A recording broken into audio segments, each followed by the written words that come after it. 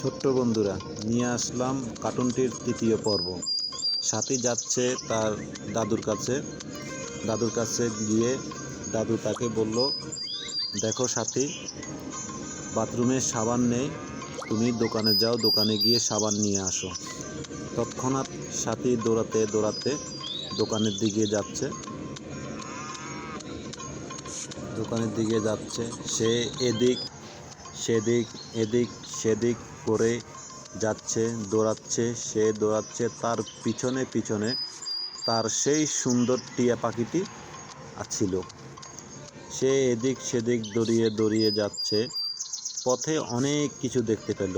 পথে কাদা আছে, ছেলেপেলে খেলছে, গাছ পড়ে রয়েছে, অনেক কিছু আছে, খড় আছে। তারপরও সে দৌড়াতে সে কিন্তু তার দোকানের দেখতে পেল না। সে দোকানদার ছিল তার দাদু, কারণ তার দাদুর দোকান ছিল তাদের বাড়ি থেকে অনেক দূরে। হঠাৎ সে দেখতে পেল, হ্যাঁ, তার দাদুর দোকান। সে দোকানের সামনে গিয়ে দাঁড়ালো। দাদু জিজ্ঞেস করলো, কেন আসছো? সাথী বলল, দাদির সাবান নেই, তাই সাবানের জন্য আসছে। তৎক্ষণাৎ সাবানটা নিয়ে দৌড়ে আবার যাচ্ছে। হঠাৎ সে পিছল খেয়ে পড়ে যায়। এক বজ্জাত ছেলে, দুষ্ট ছেলে, তার সাবান নিয়ে পালিয়ে যায়। তার সাথে এদিক সেদিক করে লুকোচুরি খেলতে থাকে। সাথী তাকে তৎক্ষণাৎ বলে, আমার সাবানটা দিয়ে যাও। তখন সে দুষ্টু ছেলেটা বলে, তুমি আমাকে যদি ধরতে পারো, আমি তোমাকে সাবানটা দিয়ে দেব। তাই তাকে ধরার জন্য বহুত চেষ্টা করে সাথী, কিন্তু তারপরও তাকে ধরতে পারে না।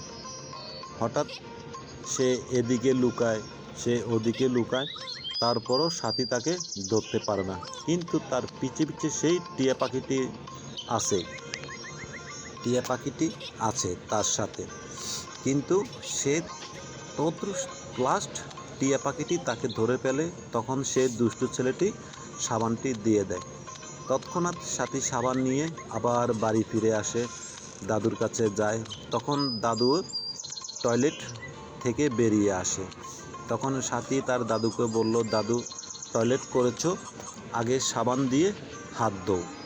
তখন সাথী তার দাদুর হাতে সাবানটা দেয় এবং টিউবওয়েল চাপা শুরু করে। তখন তার দাদি সুন্দর করে সেই সাবান দিয়ে হাত ভালো করে ধৌত করে সাবানটি রাখলো। তৎক্ষণাৎ সে আবার ফিরে গেল। তখন সে দেখল তার বাবা শিপন একটা গাছ থেকে মৌমাছির চাক ভাঙছে। তার ভাই শাহেদ সেখানে আগুন নিয়ে দাঁড়িয়ে আছে। মাছিগুলো এদিক থেকে আসে। শাহেদ আগুন দিয়ে মাছিগুলোকে তাড়ায়। মাছি আসে, আগুন দিয়ে তাড়ায়। মাছি আসে, আগুন দিয়ে তাড়ায়। এইরকম সে করতে থাকে। মাছি আসে, সে আগুন দিয়ে তাড়ায়। মাছি আসে, সে আগুন দিয়ে তাড়ায়। তার বাবা শিপন সেই সুযোগে মৌচাক কাটতে থাকে। তখন সাথী এসে তার ভাইকে বলল যে, তুমি বাড়িতে থাকো, আমি ডাক্তার আপাকে ডেকে নিয়ে আসি। তৎক্ষণাৎ তার ডাক্তার আপা চলে আসে। তার বাবা শিপনও আসে, সাথে শাহেদও আছে। তখন তার বাবা মধুর চাক থেকে একটু মধু নিয়ে বাচ্চার মুখে দিতে গেল। তখন ডাক্তার আপা মানা করলো যে, না, বাচ্চার মুখে মধু দেওয়া যাবে না। তখন ডাক্তার আপা বলল যে, বাচ্চার মুখে অসুখ হয়েছে, তুমি এই স্লিপটি নিয়ে যাও, ডাক্তার থেকে ওষুধটা নিয়ে আসো। তৎক্ষণাৎ সাথী সাইকেল নিয়ে বেরিয়ে পড়ল। সে সাইকেল চালাচ্ছে, তার পিছনে সেই সুন্দর টিয়া পাখিটি আছে। সে সাইকেল চালাচ্ছে, এদিক করে চালাচ্ছে, ওদিক করে চালাচ্ছে।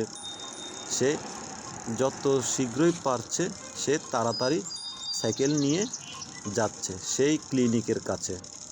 কিন্তু ক্লিনিকে যাওয়ার সময় সে অনেক কিছু বাধা পেল। রাস্তায় গাছ পড়ে রয়েছে, পাথর পড়ে রয়েছে, তারপরে খড় পড়ে রয়েছে, তারপরে তেলের ড্রাম পড়ে রয়েছে, বাক্সা পড়ে রয়েছে, সে সেগুলোকে কেটে কুটে তারপর সে এগিয়ে গেল। এগোতে এগোতে তার দাদুর দোকান পেরিয়ে সে আরও সামনের দিকে চলে গেল।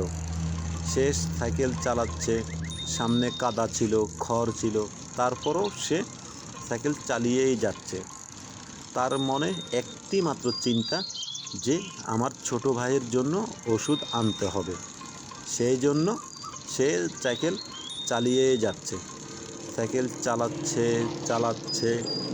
সাইকেল চালাতে চালাতে হঠাৎ সে অনেক দূর থেকে দেখতে পেল যে আমরা সেই স্বাস্থ্যকেন্দ্রে পৌঁছে গেছি। তৎক্ষণাৎ সে সেই স্বাস্থ্যকেন্দ্রের পাশে সাইকেল ঘুরিয়ে দাঁড়ালো। সাইকেল ঘুরিয়ে দাঁড়ানোর পরে সে সাইকেল থেকে নামলো। পিছে পিছে সে টিয়া পাখিটিই ছিল। তখন সে ওষুধের স্লিপটি দিয়ে বলল, এই ওষুধটি আমাকে দেন। তৎক্ষণাৎ ফার্মেসির ডাক্তার সে ওষুধটি দিল। আবার সে সাইকেলের কাছে দৌড়ে চলে গেল। আবার সে সাইকেলের উপরে বসলো, সে সাইকেল চালানো শুরু করলো। সাইকেল চালাতে চালাতে সে বাড়ির কাছে চলে আসলো। বাড়ির ওয়াল ছিল একটি, ওয়ালের পাশে সাইকেলটি রেখে সে আবার সাথী চলে গেল সেই ডাক্তার আপার কাছে। তার দাদু সেখানে দাঁড়িয়েছিল। সে ডাক্তার আপাকে ওষুধ দিল। তৎক্ষণাৎ সাথীকে বলল যে একটি ভালো কাপড় নিয়ে আসো, পরিষ্কার কাপড় নিয়ে আসো। তখন সে ব্যাগটি রেখে সেই পরিষ্কার কাপড় আনতে যাচ্ছে। সাথে তার টিয়া পাখিটি, সুন্দর টিয়া পাখিটি ছিল। সে তাদের গরুর গোয়ালের পাশে তারা কাপড় শুকাতে দিতে, ওখান থেকে কাপড় নিবে। তখন দেখে কি, তোমার ওই কাপড়ের উপরে অনেকগুলো কাক এসে এসে সে বসে থাকে। সে একবার তারায়, আবার কাক এসে বসে, একবার তারায়, আবার কাক এসে বসে। এরকম করতে করতে অনেকক্ষণ যাবৎ সে শুধু কাকগুলোকে দৌড়াচ্ছে। কাক এসে বসে, সে দৌড়ায়। অবশেষে সে দৌড়ানোর পরে সেই কাকটি চলে গেল। তখন সে কাপড়টি, ভালো কাপড়টিকে নিয়ে আবার সে হাতে গুছিয়ে নিল। তৎক্ষণাৎ সে আবার বাড়ির দিকে রওনা দিল সে কাপড়টি নিয়ে। তখন সে কাপড়টি নিয়ে সেই ডাক্তার আপার কাছে চলে গেল। তারপরে সেই ডাক্তার আপা গরম পানি দিয়ে, কাপড় দিয়ে তার ভাইয়ের শরীরটাকে মুছে দিল। মুছিয়ে দেওয়ার পরে সে তার পাশে গিয়ে, বন্ধুরা, কার্টুনটি কেমন লেগেছে একটি কমেন্ট করে জানিও। এবং যদি কার্টুনটি ভালো লেগে থাকে চ্যানেলটিকে সাবস্ক্রাইব করে দিও, পাশে থাকা বেল আইকনটি বাজিয়ে দিও, যাতে পরবর্তী কার্টুন আমি দেওয়ার সাথে সাথে তোমরা নোটিফিকেশন পেয়ে যাও। ওকে, ধন্যবাদ সবাইকে।